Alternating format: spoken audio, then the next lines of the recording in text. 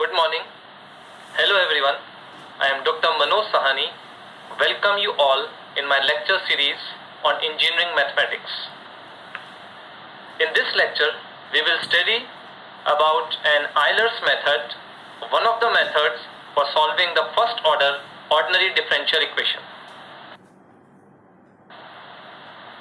As I mentioned that in this we will see about an Euler's method for solving the first order ordinary differential equation. Now we know that every nth order ordinary differential equation can be written as n simultaneous first order ordinary differential equation. So in general, the first order ordinary differential equation can be written as in the form of equation number 1, that is dy by dx is equal to function of xy with the initial condition y at x0 is equal to y0. We will study this method first geometrically.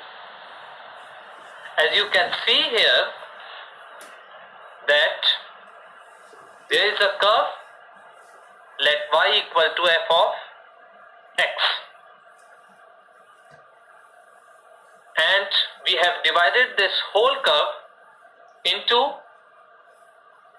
n subintervals where the length of each subinterval is h. So to make you understand, I will take the one subinterval.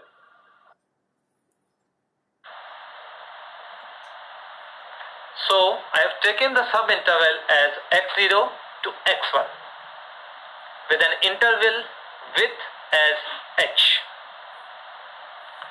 So as I said, let the true solution be y equal to f of fx, and the exact value of y at x equal to x1 is given by b1n. But using the Euler's method, we will be getting the value of y at x1, which is Rn.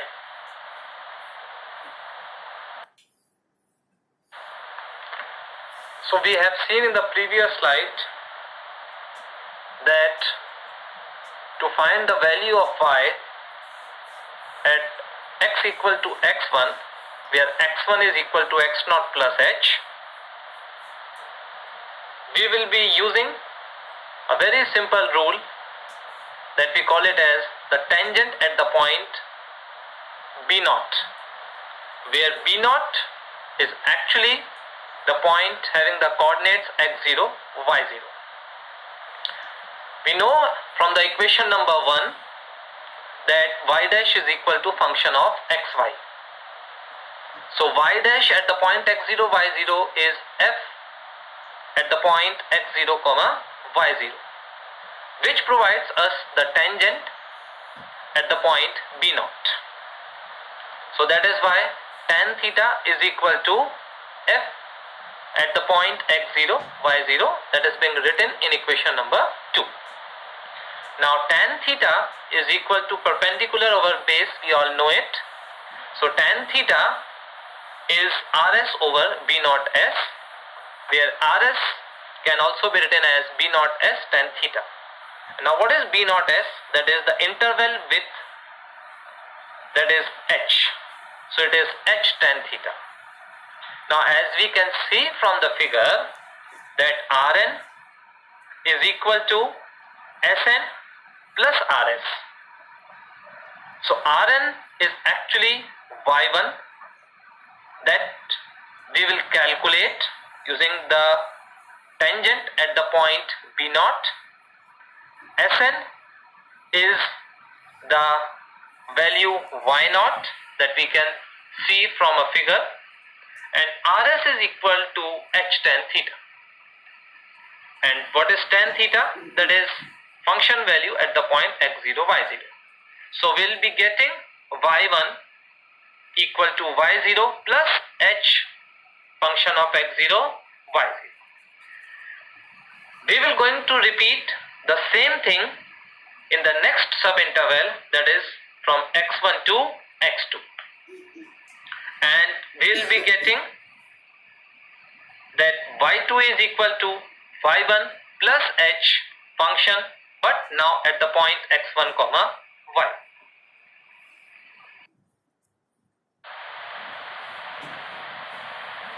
So how much is the error that we will be getting from the exact value? Now the exact value is b1n and the calculated value is rn. So the difference between the calculated value and the exact value is b1r.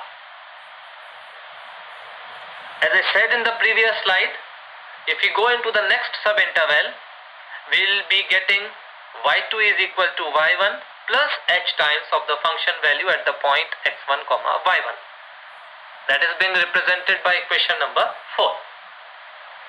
Now if we go on repeating this process and if we consider the last interval, then we will be getting the generalized form, that is yn is equal to yn minus 1 plus h time of the function value at the point xn minus 1 comma yn minus 1. Now this equation number 5 is the general form of the Euler's method.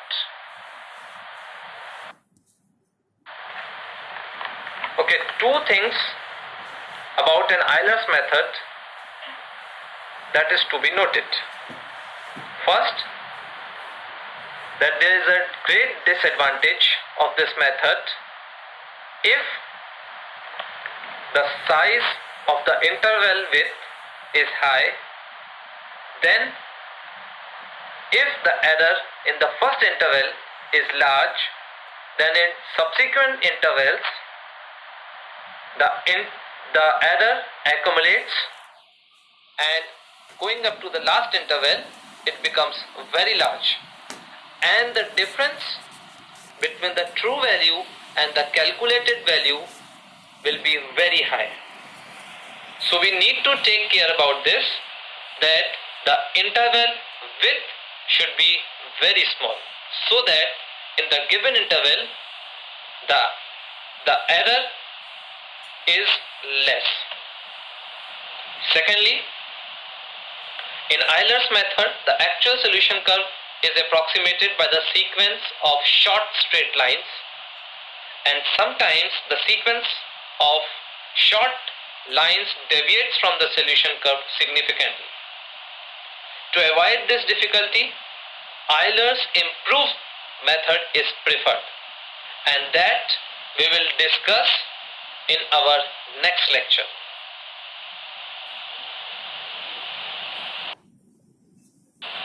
Now we will illustrate Euler's method with two examples. So we consider a first order differential equation, y dash is equal to y minus x over y plus x, with the initial condition y at x not equal to 0 is equal to 1. We need to find the value of y at x equal to 0.1. Firstly, we will going to attempt this by taking two different step size. Firstly, the step size that we are going to take is 0.1, and secondly it is 0.02. So here the function f of xy is given as y minus x over y plus x, where x naught is given as 0 and y naught is given as 1. So the step size that we are taking it as 0.1. So we need to calculate the value of y at 0.1. So y1 we are putting it, y1 means y at 0.1, which is equal to y0 plus h function value at the point x0, y0. So y0 is given as 1, h is given as 0.1, and function at the point x0, y0 is y0 minus x0 over y0 plus x0. That implies 1 minus 0 over 1 plus 0, that is coming out to be 1.1. if the step size is being taken as 0.1. Now secondly, the step size will going to take as 0.02. As Euler's method, we call it as a multi-step method. So to find the value of y at x equal to 0.1, we need to find the value of y at 0.02, 0.04, 0.06, 0.08, and then we will get the value of y at x equal to 0.1. So here y1 represents y at 0.02, which is equal to y0 plus h function value at the point x0, y0. So it is coming out to be 1.02. Similarly, y2 is y at 0.04, which is equal to y1 plus h function value at the point x1, y1. So y1 is now 1.02, h is 0.02, and function value at the point x1, y1 is y1 minus x1 divided by y1 plus x1. If we simplify it, we will be getting 1.0392. Now again we are going to calculate y3, y4 and then y5. So y3 is y at 0.06, which is equal to y2 plus h function value at the point x2, y2, which is coming out to be 1.0577. y4 is y at 0.08, which is equal to y3 plus h time of function value at the point x3, y3. That coming out to be 1.0756, and y5 is y at 0.1, which is equal to y4 plus h into function value at the point x0, y4, which is coming out to be 1.0928. So if we see the value of the function, if we take the step size h equal to 0.1, it is coming out to be 1.1. But if we divide into 5 subintervals, then the value is coming out to be 1.0928, and it is more accurate and near to the exact one.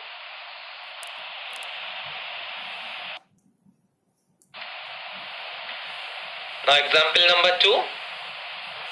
Here the y dash we have taken it as x plus y with the initial condition y at 0 is equal to 1, and we need to calculate the value of y at x equal to 1, taking the step size as 0.1. So that means we need to find out 0, 0.1, 0.2, 0.3, 0.4, 0.5, 0.6, 0.7, 0.8, 0.9, and then we are able to find out the value of y at x equal to 1. So we have formed a table to make you understand. First column represent x, second column represent y, third column represents, that is, y dash is equal to x plus y, fourth column represent old y plus, that is, the step size 0.1 into y dash, which provides us the new value of y. So if we see, it goes on, that is, if we see the second row, at x equal to 0, y is 1, so y dash will be 0 plus 1, 1, old y is 1 plus 0.1, and what is y dash? That is 1, so it is 1.1. So again, if we go on to the third row, it is x is 0.1, y is 1.1 now. So new y that is to be taken, and y dash is equal to 0.1 plus 1.1, which is coming out to be 1.2. So we'll be substituting y dash in the fourth column of the third row, 1.2. It comes out to be 1.22. So similarly, if we go on, we are able to find out the value of y at 1.0, which is coming out to be, if you see the last row, that is 3.18.